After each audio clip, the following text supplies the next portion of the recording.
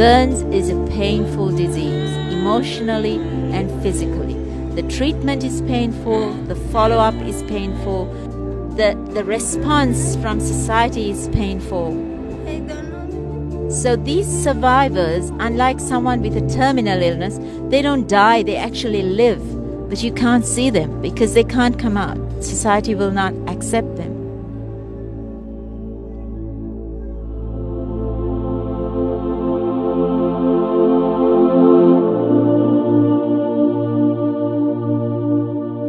Few realize the scope and impact of disabling burn injuries. But every 5 seconds, someone is severely burned in a developing country. Compounding the large scope is the fact that proper burn treatment is almost non-existent for the world's poor. But one woman in Sri Lanka is out to change that. Dr. Chandini Pereira is helping burn survivors have a second chance at life. Any given time, an average of severe burn, and we mean severe burn by over 20% burn, which can go into shock within 24 hours, any perineal burn. Untreated burn wounds become disabilities that most can't even imagine. Heads fused to necks, unmoving. Fingers stuck together, useless. Legs contracted and bent that prevent walking. Someone who can't feed themselves or wash themselves after they go to the toilet. Really, what is that pain? And there's another cultural thing, When in our part of the world, when a woman is pregnant, you really want to look at only beautiful things.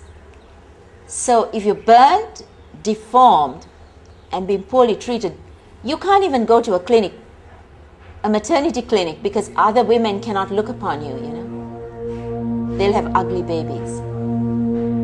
It is difficult for me to get some of these women to be seen in the maternal clinic of our own hospital. That's how stigmatized deformity in burns is. And yet no one does anything about it because it takes a lot of hard work and psychological help as well to get them to the stage where they want to help themselves. Severe burns happen frequently because a third of the world still uses open fires for cooking, heating, and lighting. Overcrowded living conditions and lack of safety measures are other factors. But violence against women, throwing acid or setting them on fire, and even self-immolation are tragically the reasons for most burns in Dr. Pereira's unit. In fact, they're on a rise in Sri Lanka. Kumari is really the classic case of domestic violence in our country. A young, attractive girl gets married to a man who is an alcoholic and kind of puts through with it because, it's almost like in our culture, in a way, getting beaten by a man is sort of seen as quite acceptable. Really, because you don't talk about domestic violence. We don't. Physical abuse, that's bad. And Kumari's husband was at it. So she already had 2 children. And I suspect when she set herself on fire, it was the classic case of, coming back, abuse her, drunk, abuse her, marital rape. And, then you end up with this child and you really don't want any of it. So she came to me stuck. Her neck was stuck, her arms were stuck, her chin was stuck, and she was 5 months pregnant. And she did not want her baby. But the baby survived. And Kumari wanted the baby after I released her neck. She wanted the baby. That's amazing because she can barely feed herself. They're so poor.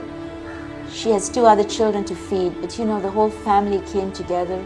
And her sisters who have children of their own, they're looking after the baby for her. So Kumari has survived and she wants to live. She wants the baby.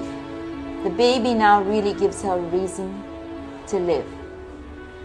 But there's a long way to go for her to be empowered. But just the fact that she's coming to clinic, wanting to get things done, I think she's going to make it. She's going to be one of my survivors, one of my postcards from heaven.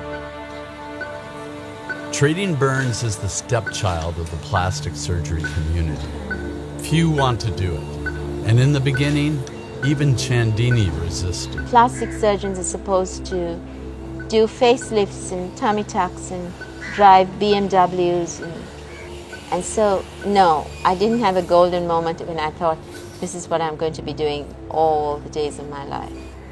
After her residency, Chandini took a rotation in burns, and soon she found herself the accidental director of a small, neglected burn unit.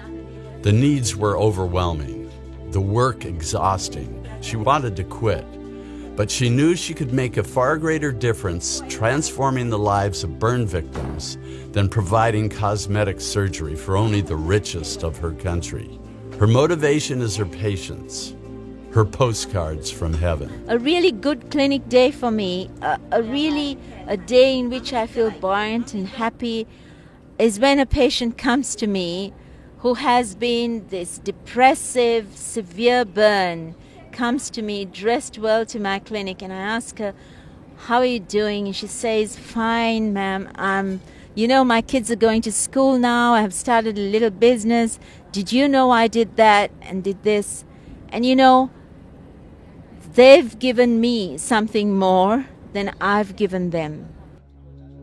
She began to notice that the majority of the severe burns recorded as accidental were not only happening mostly to women, but the burns followed a specific pattern. When she spent the time to get to know these women, they confided that they had set fire to themselves. It's prevalent in Afghanistan, in Iraq, in certain parts of Africa, and certain parts of Vietnam as well. But it's not something people talk about in Sri Lankan culture. It was Chandini's respect and the rapport she had with her patients that allowed them to open up. The intent is not to die. The intent is to draw some attention. They want acknowledgement. That's what they want. They're not saying, love me forever. They've gone beyond that. They're like 3 children and they're working their butt off. Chandini told me that nearly 70% of her severe burn patients are the result of self-immolation. 25% are accidental, and around 5% are what she called homicidal acid attack victims. Yes, Kanchana was a very beautiful girl, very bright, and a first-year nursing student when her acid throw happened. She was actually on her way to the nurses' training school, which is very close to the hospital. And she recognized someone come at her. Maybe it was a jealous boyfriend to whom she has refused the advances in her village. She's beautiful, so everyone wants her. It's almost a curse. Most of my victims, acid burn victims, are very beautiful women. Just after my accident, both eyes was damaged, and my whole lifetime I have to continue with these eye drops. If a person face such thing, they become socially isolated and they are mentally collapse. But I don't want to become like that way. I want to face my society and I want to get back to normal. I want to look after my parents and I want to help them also to forget that past, because whenever they see in me, they just go their past. They are suffering and they are crying in their mind. And Kanchana is a successful story. She's gone out with her burns. Everyone in the hospital knows Kanchana because she was really bright. She became 11th in the whole island, and that for 30,000 nurses. And she did it despite many odds, many surgeries, lack of hair, scarring, wearing a mask. And so Kanchana is difficult to hide. She's an empowered woman. Chandini said that the men who attack their victims with acid typically are only fined $5. She has fought tirelessly for victims' rights and has had the courage to uncover and bring to attention domestic violence, which is a very taboo subject in her culture. And all the while building, almost from scratch, the most successful burn center in Sri Lanka. She almost seems surprised that she's accomplished all this. I had no idea. Because, as I told you, I'm not a very noble person. I love reading Vogue and Elle. I like looking at Donna Karan and doing burns does not bring me money. And the whole thing about plastic surgery is now about making money. And that is a conflict too, because I like the good things in life. I question myself sometimes about what is this I'm doing. Then God sends me a postcard from heaven. It's a lot of my women whom I treat for self-immolation. They actually become very empowered. I have been a little part of that change. And that gives me something I can't buy.